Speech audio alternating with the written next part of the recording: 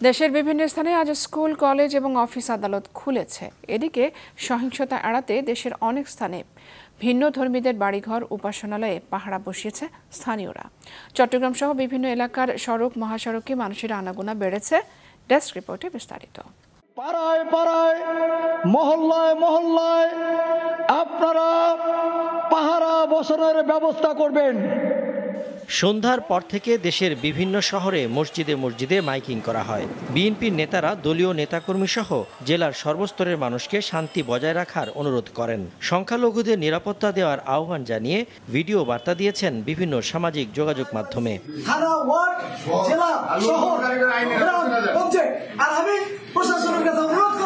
আপনারা প্রশাসনিক দায়িত্ব পালন করেন এবং সার্বিকভাবে প্রশাসনিক দায়িত্ব পালন করবেন। আমাদের বিএনপির নেতৃবৃন্দ আপনাদেরকে সহযোগিতা করবেন ইনশাআল্লাহ। কুমিল্লায় সংখ্যালঘু সম্প্রদায়ের বাড়িঘর পাহারা দিচ্ছে মাদ্রাসার ছাত্ররা। মন্দিরের নিরাপত্তা নিশ্চিতে নগরীর বিভিন্ন মন্দিরের সামনে পাহারা বসিয়েছে তারা। এদেশে আমরা হিন্দু মুসলমান যারা আছে আমরা সবাই ভাই ভাই। এই দেশটা আমাদের সবার, আমরা সবাই মিলে সুন্দরভাবে এই দেশটাকে আবার গড়ে তুলব ইনশাআল্লাহ। 2 সপ্তাহেরও বেশি বন্ধ থাকার পর খুলছে অফিস ও শিক্ষা প্রতিষ্ঠান। তবে স্কুল কলেজগুলোতে শিক্ষার্থীদের উপস্থিতি ছিল খুবই কম। শিক্ষকদের আশা আগামীকাল থেকে বাড়বে উপস্থিতি। বাড়তি ক্লাসের মাধ্যমে বন্ধ থাকার ক্ষতি পুষিয়ে নেওয়া হবে বলে জানান শিক্ষকরা। ঘোষণাটা অনেক পরে হয়েছে, যে কারণে বাচ্চারা অনেকেই জানে না, আর এই জন্যই হয়তো বা উপস্থিতিটা আজকে কম।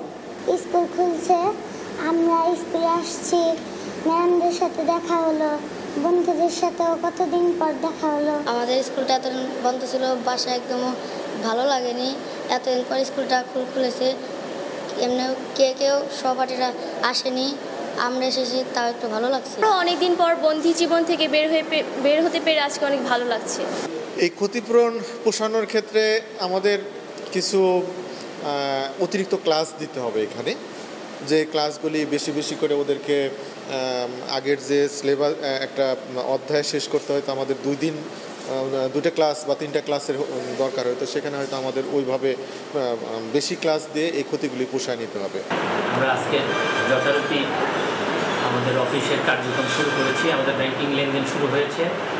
যদিও আমাদের নেটের সমস্যা হচ্ছে, বিভিন্ন জায়গায় তার কাটা পড়েছে, যার জন্য আমাদের সমস্যা হচ্ছে। আমরা অন্য জায়গা থেকে চেক ডেবিট করেও আমরা গ্রাহককে পেমেন্ট দিচ্ছি। সড়ক, মহাসড়কে বিশৃঙ্খলা না থাকায় স্বস্তির কথা জানিয়েছেন অনেকেই। তবে দূরপাল্লার যানবাহন চলাচল তুলনামূলক কম। বিশৃঙ্খলা নিজেদের মনে ক্ষোভ সৃষ্টি না করে এই স্বৈরাচার সরকারের পতনের মাধ্যমে নিজেদেরকে শিক্ষা অর্জন করে জাতীয় জীবন গঠন করা, বাংলাদেশের উন্নয়নে সবার জন্য কাজ করা, মুক্ত করে স্বাধীনতা, এটা হলো আমার প্রত্যাশা। দেশে শান্তি হবে, শান্তি ফিরে আসবে।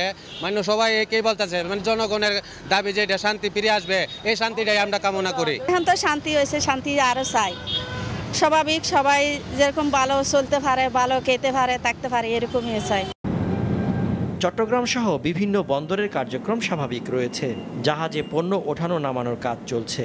পণ্য ডেলিভারি কার্যক্রম স্বাভাবিক থাকায় বিভিন্ন গন্তব্যের উদ্দেশ্যে পণ্য নিয়ে ছেড়ে যায় ট্রাক ও কাভার্ড ভ্যান সহ পণ্যবাহী সব পরিবহন। সজীব সাদিক, মাছরাঙা নিউজ ডেস্ক।